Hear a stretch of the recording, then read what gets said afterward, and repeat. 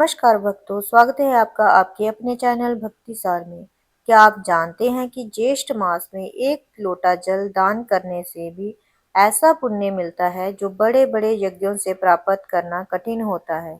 आज हम आपको सुनाने जा रहे हैं ज्येष्ठ मास महात्म्य कथा भाग 2, जिसमें एक घमंडी धनवान व्यक्ति के जीवन में ऐसा परिवर्तन आया कि सवे भगवान विष्णु उसे दर्शन देने पहुंचे। तो आइए श्रद्धा से कथा श्रवण करें। प्राचीन काल में उज्जैनी नगरी में धनपाल नाम का एक सेठ रहता था। उसके पास अपार धन संपत्ति थी। बड़े बड़े भवन, नौकर चाकर और व्यापार की कोई कमी नहीं थी। लेकिन उसके हृदय में दया और धर्म का अभाव था। वह सोचता था कि धन ही संसार की सबसे बड़ी शक्ति है। गरीब, साधु और जरूरतमंद उसकी चौखट से निराश होकर लौट जाते थे। समय बीता और ज्येष्ठ मास आरंभ हुआ। सूर्य की तपती किरणों से धरती जलने लगी, नदियां सूखने लगी और राहगीर प्यास से व्याकुल रहने लगे। नगर के धर्मात्मा लोग जगह जगह प्याऊ लगाकर यात्रियों को शीतल जल पिला रहे थे। एक दिन एक वृद्ध संत नगर में आए और लोगों को उपदेश देते हुए बोले, हे मनुष्यों, ज्येष्ठ मास में जलदान सबसे बड़ा दान है। जो प्यासे को जल पिलाता है, भगवान विष्णु उस पर विशेष कृपा करते हैं। नगरवासियों ने संत की बात को श्रद्धा से सुना, लेकिन धनपाल हंसते हुए बोला, एक घड़े पानी से कौन सा स्वर्ग मिल जाएगा। कुछ दिनों बाद दोपहर का समय था, भीषण गर्मी पड़ रही थी। एक वृद्ध ब्राह्मण धनपाल के द्वार पर आया और बोला, बेटा, मैं बहुत दूर से आया हूँ, मुझे थोड़ा जल पिला दो। धनपाल ने क्रोध से कहा, जहाँ मुफ्त में कुछ नहीं मिलता, आगे बढ़ो। वृद्ध ब्राह्मण शांत भाव से वहां से चले गए।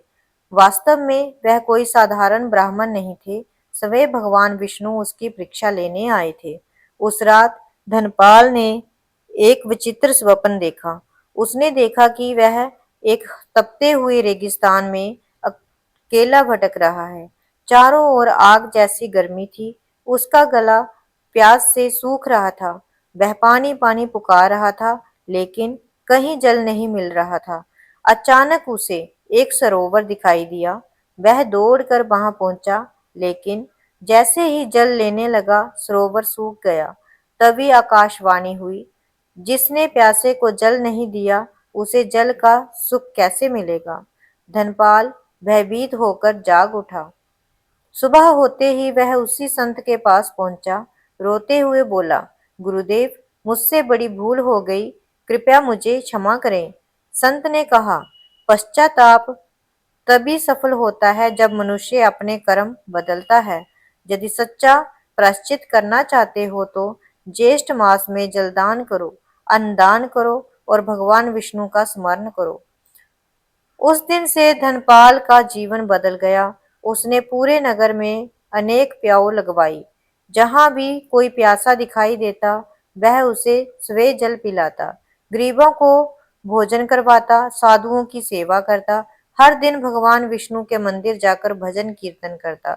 नगर के लोग उसके इस परिवर्तन को देखकर आश्चर्यचकित थे। ज्येष्ठ पूर्णिमा की रात्रि थी। धनपाल भगवान विष्णु के मंदिर में ध्यान कर रहा था। अचानक मंदिर दिव्य प्रकाश से भर गया। उसके सामने सवे भगवान विष्णु प्रकट हुए। भगवान बोले, वत्स, जिसने अहंकार छोड़कर सेवा का मार्ग अपनाया, वह मेरा प्रिय भक्त बन जाता है। ज्येष्ठ मास में किए गए तुम्हारे जलदान और सेवा से मैं अत्यंत प्रसन्न हूँ। धनपाल की आंखों में आंसू आ गए। उसने भगवान के चरणों में प्रणाम किया। भगवान ने उसे सुख, समृद्धि और अंत में वैकुंठ धाम का आशीर्वाद दिया। भक्तों, इस कथा से हमें तीन महत्वपूर्ण बातें सीखने को मिलती हैं।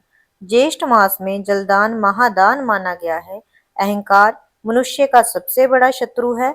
भगवान विष्णु दया, सेवा और सच्ची भक्ति से प्रसन्न होते हैं। हे श्री हरि विष्णु, जैसे आपने धनपाल पर कृपा की, वैसे ही हम सभी भक्तों पर भी अपनी कृपा बनाए रखें। हमारे जीवन में धर्म, सेवा और भक्ति का प्रकाश सदैव बना रहे। बोलिए श्री हरि विष्णु भगवान की जय। बोलिए ज्येष्ठ मास महात्म्य की जय। बोलिए सनातन धर्म की जय। अगर वीडियो पसंद आई हो तो वीडियो को लाइक शेयर करना ना भूलें। जय श्री हरि।